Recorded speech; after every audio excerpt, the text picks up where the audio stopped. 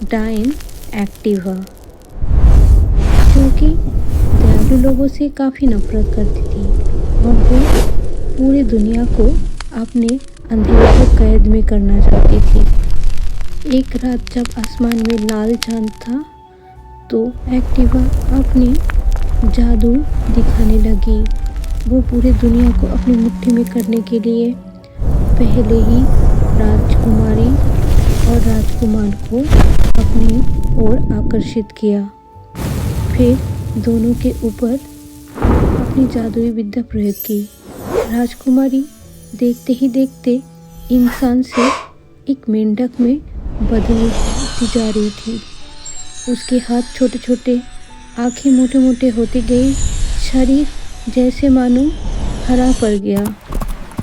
उस दूसरी ओर जब राजकुमार जंगल की ओर जा रहा था, उसकी घोड़ा रुक गया और धीरे धीरे वो एक मेंढक में बदल गया।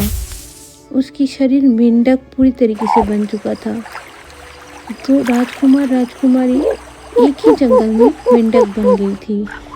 बाकी लोगों को रोज रात को मेंढक की रोते हुए आवाज़ सुनने को मिलता था। वो लेक के किनारे बैठ के रोज रोती थी और सोचती थी, क्या कभी भी इस श्राप से मुझे मुक्ति नहीं मिलेगी।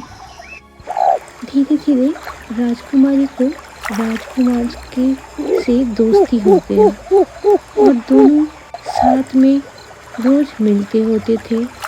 एक ही तालाब के पास बैठते थे और बातें करते थे और उपाय ढूंढते थे कि इस श्राप से दोनों को कैसे मुक्ति मिलेगी। दोनों वहाँ पे गुजारा बसरा करने लग गए और दोनों की दोस्ती दूसरे मेंढक से भी हो गई। दोनों साथ में सारे आहार एक साथ करते थे और बारिश में या तूफान में दोनों हमेशा साथ रहने लग गए। अचानक एक दिन जंगल के भीतर से ऋषि कछुआ प्रकट हुए और उन्होंने उन दोनों मेंढक राजकुमार राजकुमारियों को बोला, उपाय बताया कि उस श्राप से दोनों को कैसे मुक्ति मिल सकती है। ये रास्ता बहुत ही कठिन है, लेकिन तुम दोनों को साहस रखना पड़ेगा और एक दूसरे के ऊपर पूरा पूरा विश्वास रखना पड़ेगा। ये सब सुन के राजकुमारी डर गई और राजकुमार उसे मना रहा था।